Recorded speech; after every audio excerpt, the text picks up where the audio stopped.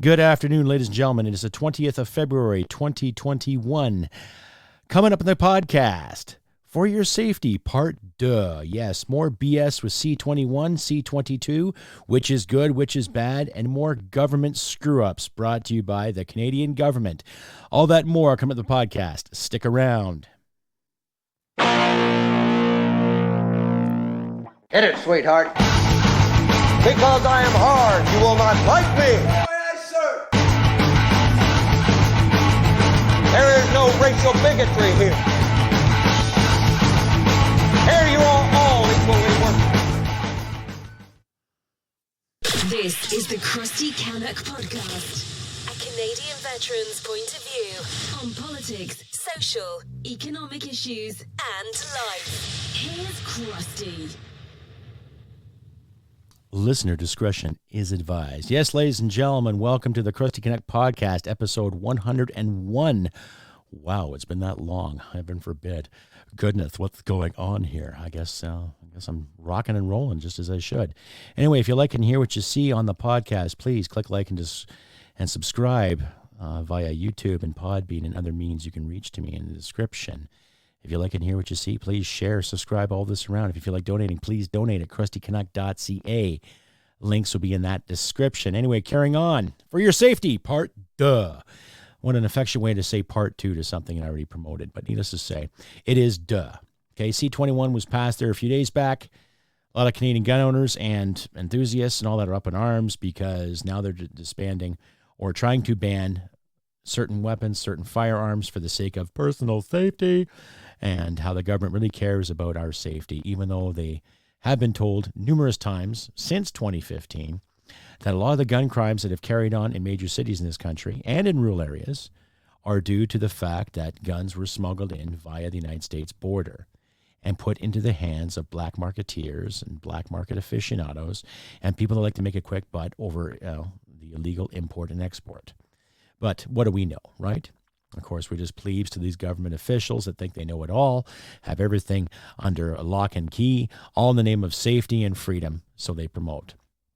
Now, you've heard me ramble on about C-21, basically a bill that has been tabled to ban and prohibit any kind of use of said firearms. Yes, certain things will be grandfathered, i.e. if you own this, if you own that, yes, you can still keep it as long as it's under lock and key and it's forgotten about. No, you can't take it to the range and fire it. No, you can't sell it to another licensed gun owner. No, you can't use it here. No, you can't use it there. So basically, we have glorified paperweights sitting in our gun cabinets right now as we speak, according to these wankers. Now, shortly following Bill C-21, and I'll leave links in the description too, here comes another bill they've tabled called C-22. Now, I'll summarize that for you to the best of my ability, which more or less states, okay, that if you're caught doing something illegal with said firearm, the penalties will be, well, how do you say, less than terrible, okay?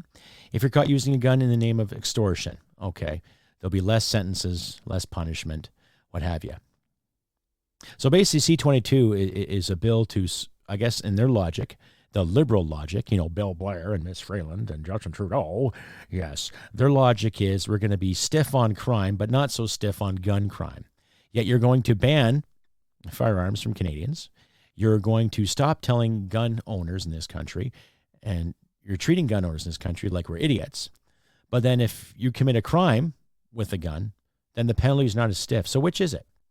Are you really promoting public safety in regards to gun crimes in this country? Right? Somebody gets caught doing a drive-by shooting, what's the penalty going to happen for that individual? Right? And whether that individual is associated with a certain group or a gang or affiliated with a certain group, is he or she going to be punished to the highest letter of the law? Or are you going to constantly worry about what kind of guns that I have or what my friends have or other shooters have? Right? Which is it? Tell me what you think. CrustyBCanuck67@gmail.com. Or you can find me on Gab, Twitter, Facebook. You can also find me on Telegram and Signal, or send me an email. Whatever you'd like to do, please. And pay attention to my community page on YouTube and my Facebook pages, respectively, for updates and other inquiries coming your way. And I also want to thank you, everyone, who came out last Thursday when I had that talk with Bennett Hunter. What an inquisitive and intelligent human being. Very staunch libertarian, somewhat patriot, a believer, I guess, in the Christian faith, but nothing wrong with that. Just an all-around great discussion that we had. And I want to thank my audience out there, my listeners such as yourselves, for including yourselves in the discussion. So like I say, every Thursday I have what they call the Crusty Canuck Fastball, Thursday Fastball, where I'll have an interesting guest, have a good discussion about politics and life in this country, and I open the floor up to the audience to ask questions and to actually take part in the conversation too. So thank you once again to everyone who took part in my last fastball discussion. Anyway, carrying on with more of this for your safety part. Really, it's stupid, it's dumbfounded, right? How else do I explain it to you? Without getting into the brass details of every little hidden regulation and what we can do and what we can't do. And it's just like the OIC they did last May, folks. They just brought it up off the cuff, telling us that we can't have this because these guns and these firearms have no place in Canada, no place in our society, and we're all doing it for public safety, right?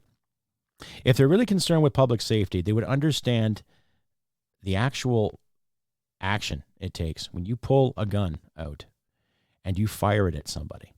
Now, I've said this in my last episode before, I have fired my rifle in vain. Okay? That feeling and that moment still sticks with me. Okay?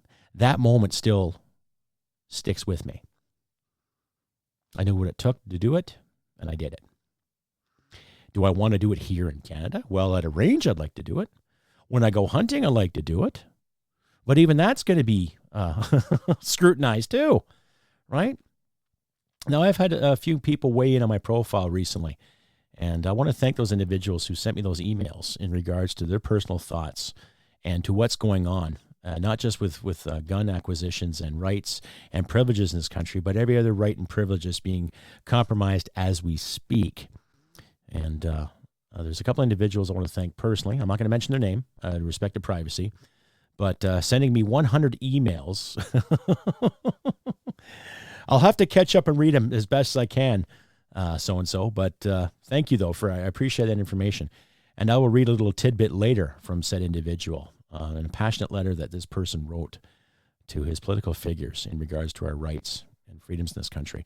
And I'll get to that later on in the show, but carrying on again with the whole for your safety part, Again, I have to emphasize what these politicians really deserve.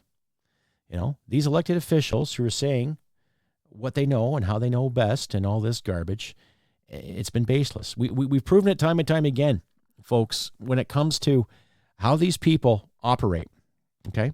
And as far as I'm concerned, once again, they deserve absolutely nothing. When it comes to respecting, right? When it comes to actual respect, okay?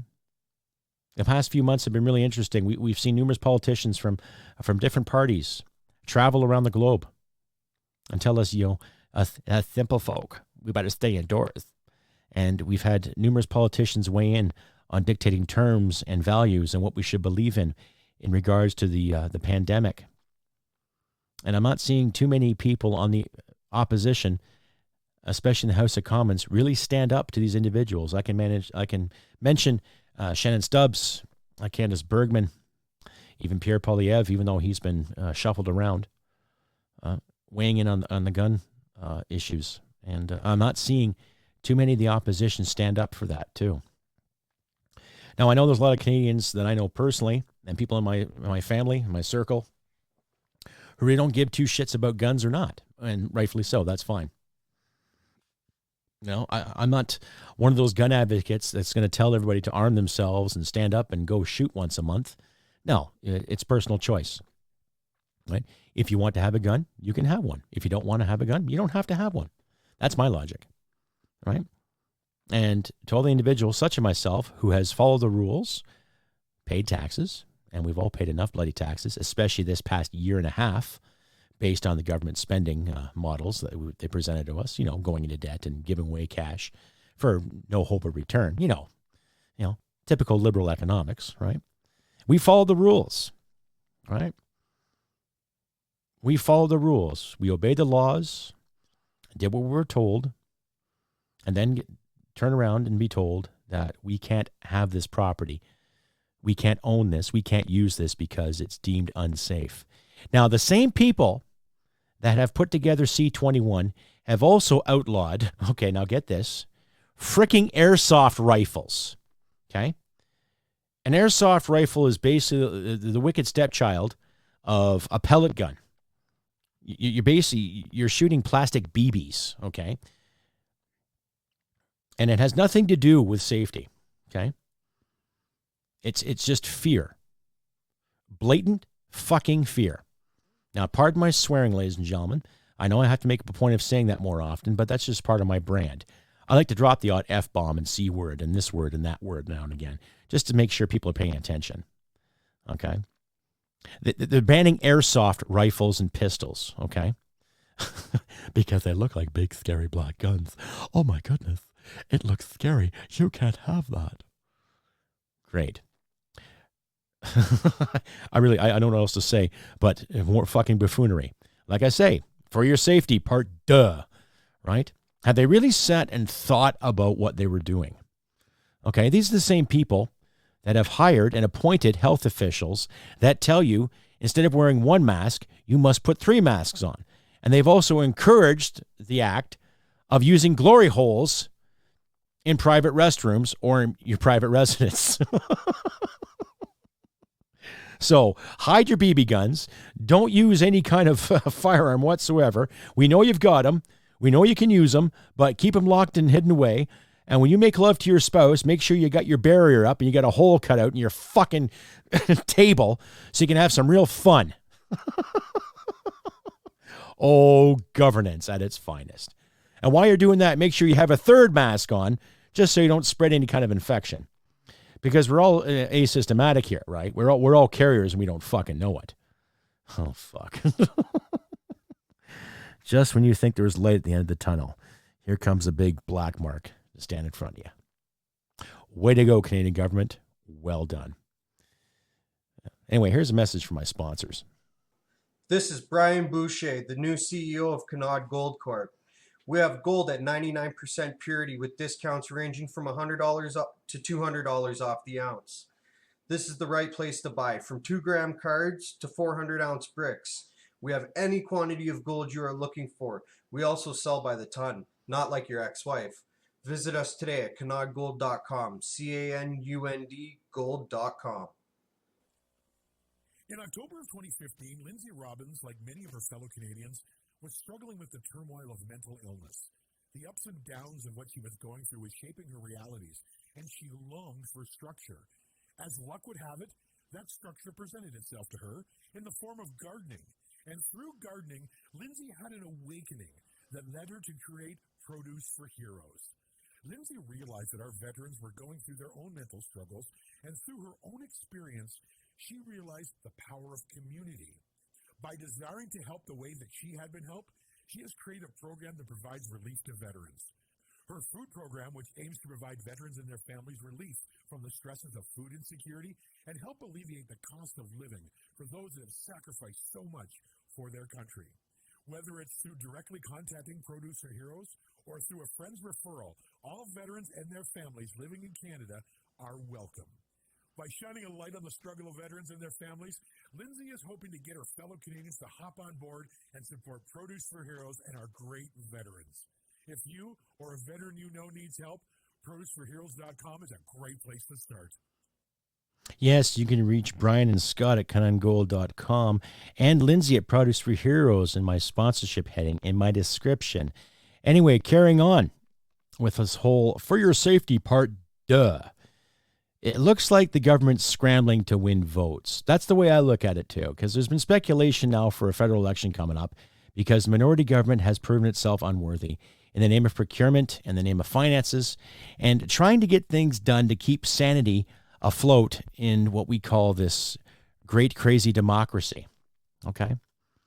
And what gets me the most, too, is here's these individuals, so-called know-it-alls, who have all the answers to find Shangri-La for us, and yet they cannot procure vaccines to help those who need them or who want them. And they can't come up with any kind of common sense fucking legislation to stop the so-called rise in gun violence in this country. And yet they still fail to ignore the opioid crisis. They fail to ignore the First Nations water crisis. right?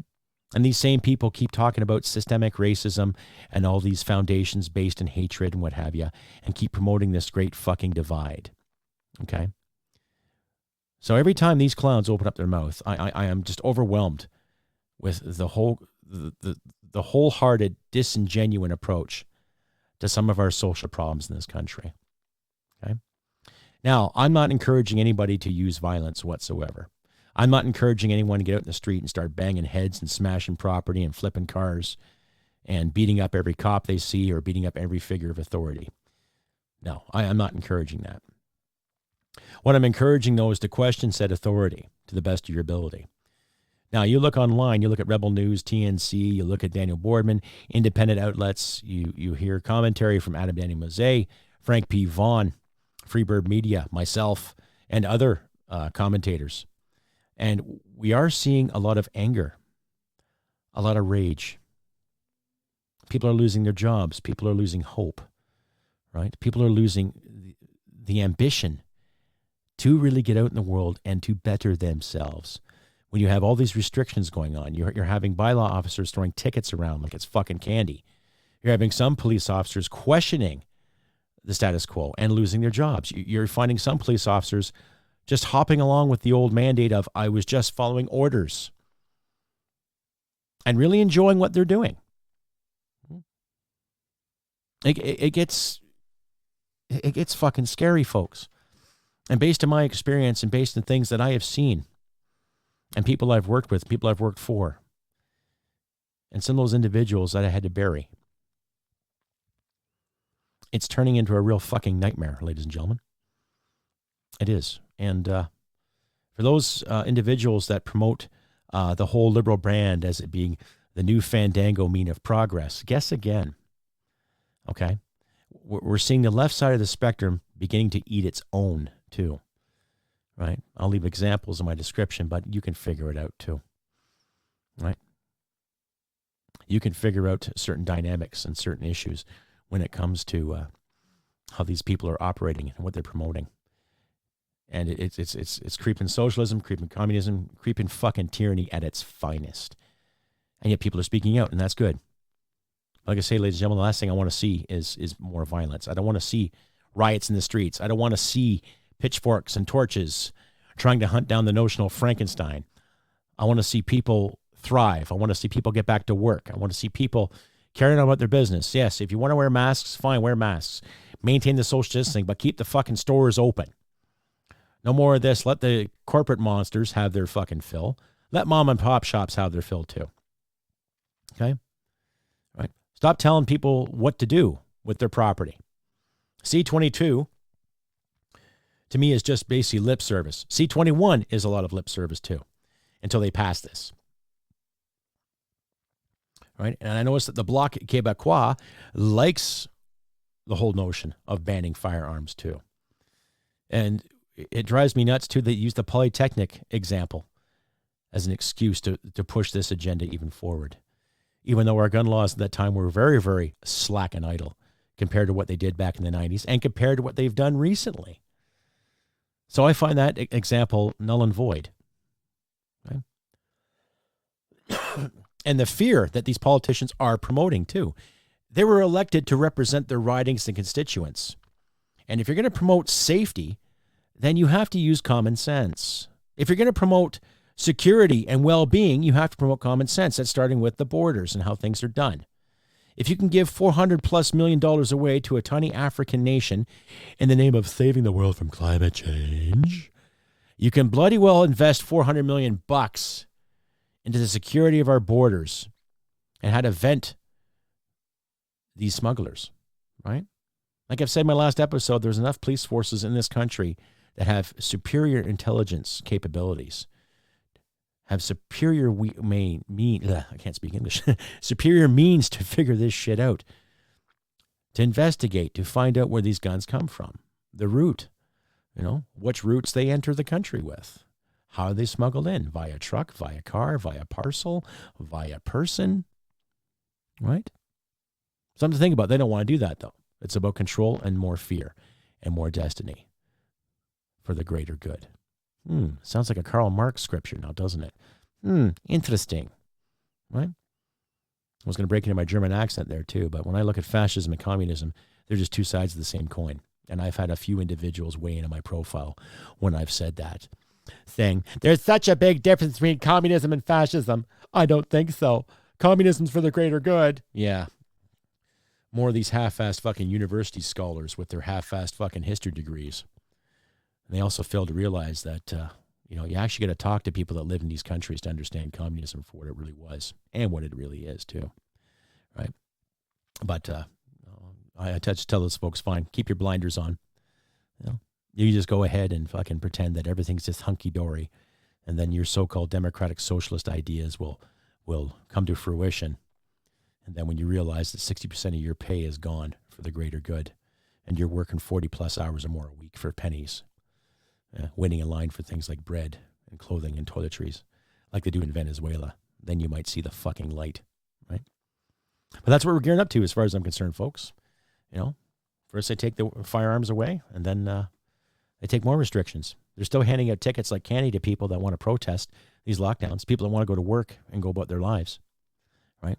When they have appointed officials making half-assed laws and acts in order to fucking contain and control the so-called spread.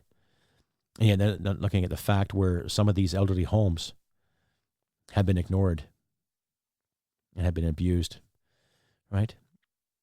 And have been mired in filth and have been mired in administrative red tape bullshit, whether it's a private company or run by the government, right? They don't look at that big picture, right? Interesting, isn't it? Well, smack my ass and call me Judy. Yes, indeed. Anyhow, I'm going to read a little letter that I got from a fan here. Just let me cue it up here. It's here someplace. Anyway, a concerned fan wrote me a very, very interesting letter there on one of my videos recently, and I will gladly read it for you on the Crusty Canuck podcast. Just bear with me, folks.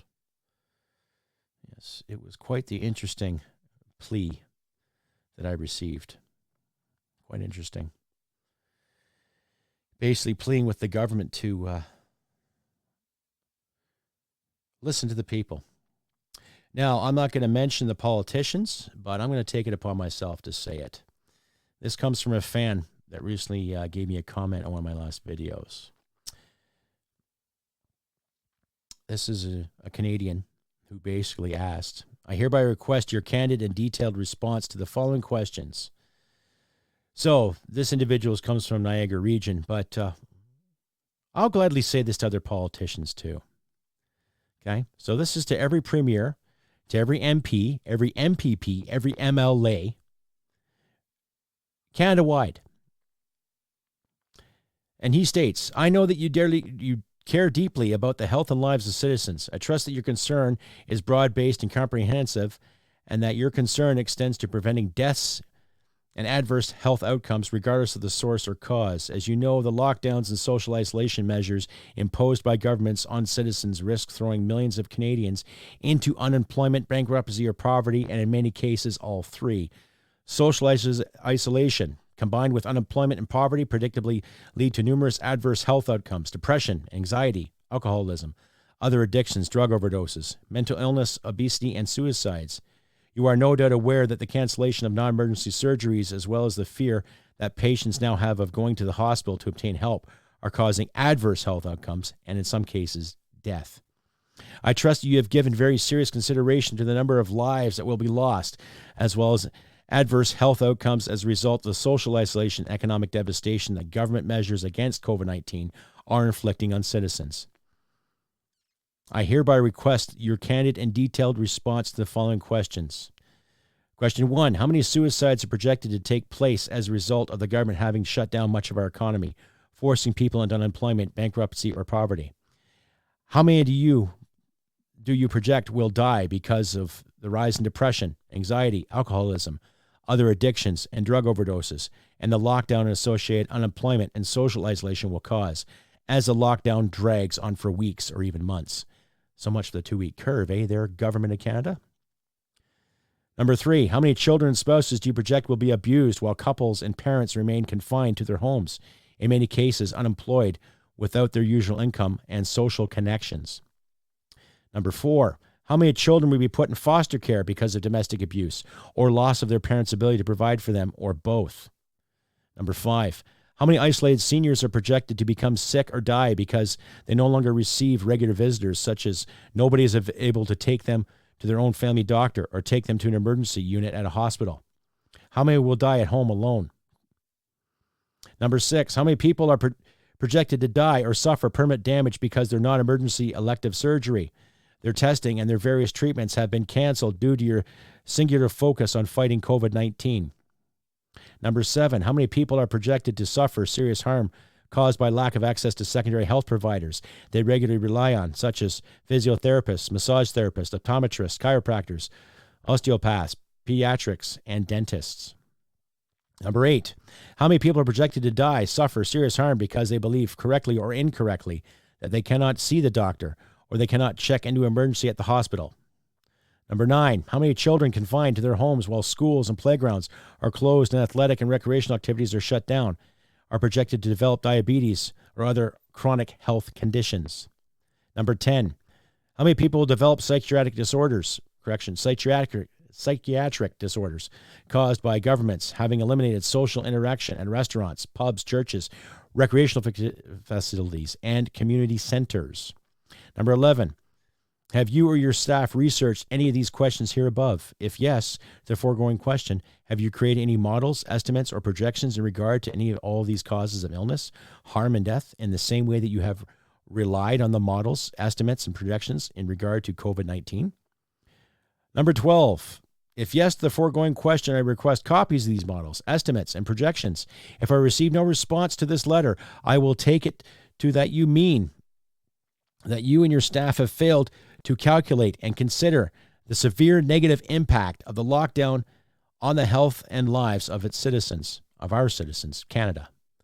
I will have no choice but to conclude that no significant or meaningful research has been conducted on the crucial issues raised in this letter. I wish to remind you that your orders are violating citizens' charter of freedoms and move, travel, and assemble, and associate, and practice their faith. The onus is on government officials, not on the citizens, to justify these violations of charter-protected freedoms.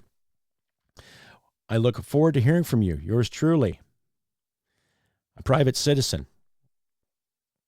And well said, private citizen. I'm not going to mention your name out of respect for your privacy, but thank you again for sending that to me and bringing it to my attention. And ladies and gentlemen, if you'd like to copy and paste that little statement, feel free to. All right? It brings things to the question, folks. While they're putting emphasis on so much guns in this country and emphasis on keeping us safe, why are we still being lied to? Like I say, for your safety part, duh. We're not getting the concrete answers. We're not getting the answers we need, right? So I'd like to hear, some government officials weigh in too. I know there's politicians listening to this podcast because I've had a couple of emails from some politicians. Just basically saying thank you for your service and thank you for the great show. So whether it's lip service or not, I know there's politicians listening. So I would like to hear, especially from the liberal side of the fence. Okay? And that offer still lingers, ladies and gentlemen. Like I said in my last episode, I want any liberal official, any liberal cult member, any liberal official who wants to engage me with a debate. I will do it live. Arrange a time and a place, and we'll go live stream so my audience, my listeners, and viewers alike can partake and listen to what's being said back and forth. Right? I challenge any liberal member of parliament, federal liberal member of parliament, hell, even the prime minister himself, if you'd like to engage me in a debate with all these regulations and red tape and health restrictions you have put forward on the Canadian people, I encourage it. My door is open. You can reach me at crustybcanuck67@gmail.com. Ask for Johnny, the Crusty Canuck himself. And let's see what you got, folks. Because that letter brings so much fucking reality to surface here. While these paid officials, people that are getting paid a minimum of $183,000 a year to sit there and dictate to me and you what we have to see, what we have to be, what we can have, what we can't have, all in the name of safety, right? Tell me what you think. CrustyBCanuck67@gmail.com. You can find me on Facebook, Twitter, Gab, social links such as Telegram and Signal. Or like I said, send me an email, CrustyBCanuck67@gmail.com, right? By all means, it's on all of us, ladies and gentlemen. And if you want to write me a letter or send me a card or some swagger, I will also enclose my writing address, too, in the description. Feel free to. We all like to appreciate some mail once in a while.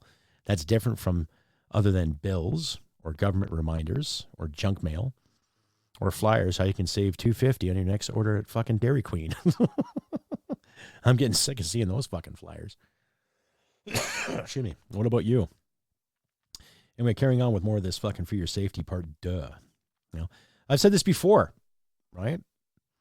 If my leaders weren't confident in my ability to use my firearms properly, I would not be allowed to use them. I would not be anywhere near a range, a rifle range, pistol range, anti-tank range, anything at all. If my leaders had no confidence in my ability to use the hardware, which I was allotted, I would have done any work with those weapons whatsoever. I wouldn't have touched those firearms. And I've seen soldiers be disciplined in regards to safety infractions. Right? So I'll emphasize again, too, the government has no right dictating those kind of terms to us. Now, we don't have a Second Amendment in Canada. We don't. But we have common sense. We have the can-do attitude. And there's a sense of community in the firearms realm with people. A great sense of community. I've talked to numerous people in regards to certain loads and primers and parts and paraphernalia thereof. I used to work at a gun store, and the staff there was fucking phenomenal, ladies and gentlemen. More than willing to help. Bastions of information in regards to loads and rifling and different calibers and certain types of firearms you can purchase for hunting, for sport shooting, for anything you ever wanted. But in order to get a firearm in this country, you need a PAL and RPAL, a card that you have to obtain through taking a couple of courses, and you have to pay a registration for.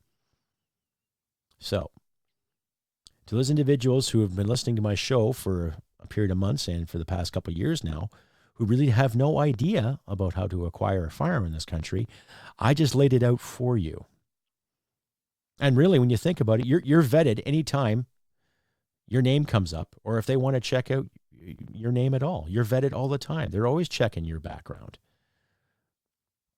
So for any politician that sits there and says that it's super easy to get a gun in this country, well, black market maybe, but legally, no, it's not. You know, with all the gang violence that has risen since the OIC of May 2020, okay, with all the black market schemes that have been going on, you know, how are they getting access to these firearms? How did the Danforth shooter get it? Right? How did the Dawson College shooter get it? I'm not going to use the American examples because they have different laws on a state-to-state level. Okay? They're not federally guided like they are up here. So the individuals that sit there and say, oh my God, you'll get a machine gun in Canada. If you want a machine gun or something thereof, something that's going to give you automatic fire, you're going black market, which is illegal. Okay? You can't just go to a gun store with an RPAL or a PAL and buy an actual automatic rifle. It can't be done. You're allowed semi-automatic, bolt action, lever action, pump action. You can't get automatic fire. Huh? If you do, you've either stolen it, or it's been stolen, or it's via black market. It's that simple, folks. Right? And to all these wankers and so-called anti-gunners who really have no clue, and you ask them, you put them on the spot, this is what you usually get in return from them, right?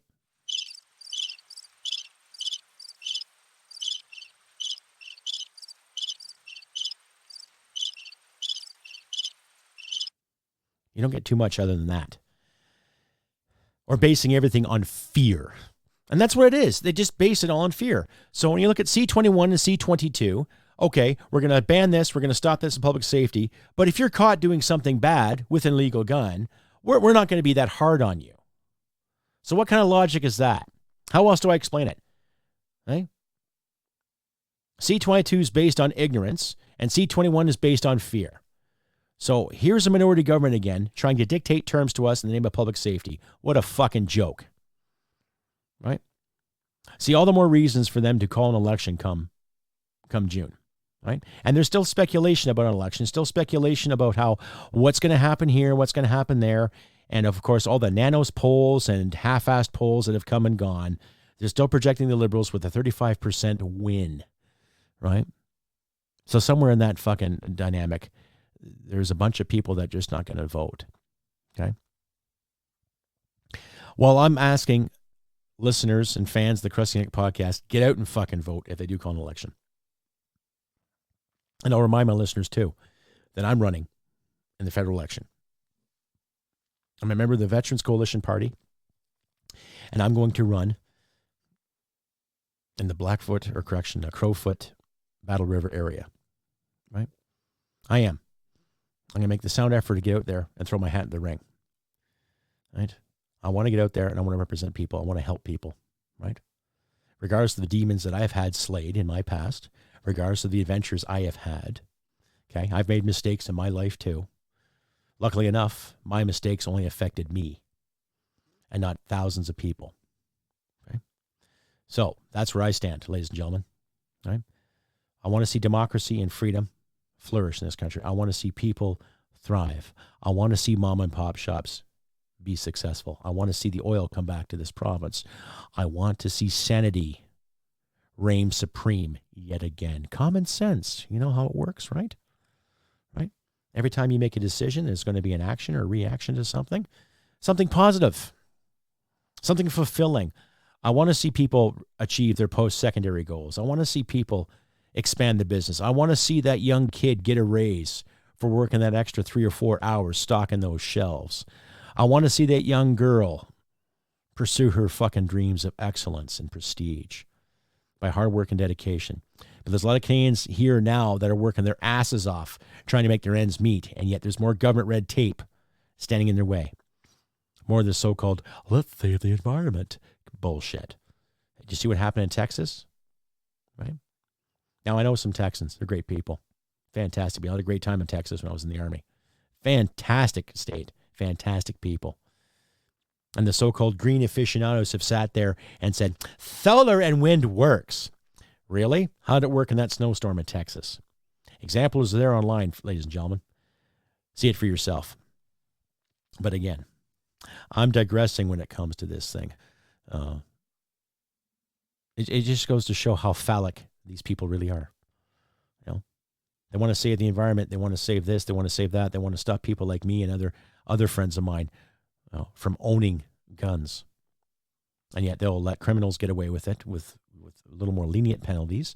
They will lie to us about the environment. They'll lie to us about what's energy efficient. And they don't want to listen to the people. So yes, call an election. Call an election. And let's get some more grassrooted people involved too. Right? Too many lawyers, too many know-it-alls, too many people with degrees in absolutely nothing telling us how to live our lives. Like I say, what say you? CrustyBCanuck67@gmail.com. You can also find me on Facebook, Twitter, Gab, Signal, Telegram. I'm also part of the new video service called NewTube, and I'm working on things in the background as well to get my podcast and videos out there for you all to see. And do not forget, too, every Thursday I have the Thursday Fastball with Crusty Canuck, where I'll have an interesting guest, and we'll sit and we'll talk, and we'll take questions from the audience. I don't know what's coming up this Thursday yet. I'm still waiting for confirmation in the next couple of days, but I will post that. And please pay attention to my community page on YouTube and my page on Facebook, too, for updates and all that good stuff. And if you like and hear what you see, please share this around. Subscribe it all over the place, please. And if you want to donate, folks, please. I'd like to make this podcast a full-time commitment. I'll be working on videos in the future and all that good stuff, but right now the podcast is what's keeping me going. And if you want to donate, please donate to crustycanuck.ca. Links in the description. You click on the link. There's my webpage. Look for the donations column. click on, and you can donate through PayPal or through the Buy Me Coffee application. Or you can become a member of the page on YouTube and donate once a month at $1.99. It's up to you, folks. I'm not going to demand cash, but if you feel like donating, please donate. Anyhow, on this beautiful 20th of February, 2021, I have pinpointed and ridiculed the government over the ridiculous C-21 and C-22 bills that it have tabled in the House of Commons. And we're still seeing a lot of tomfoolery and blatant social bigotry when it comes to getting things done for the Canadian people, ladies and gentlemen.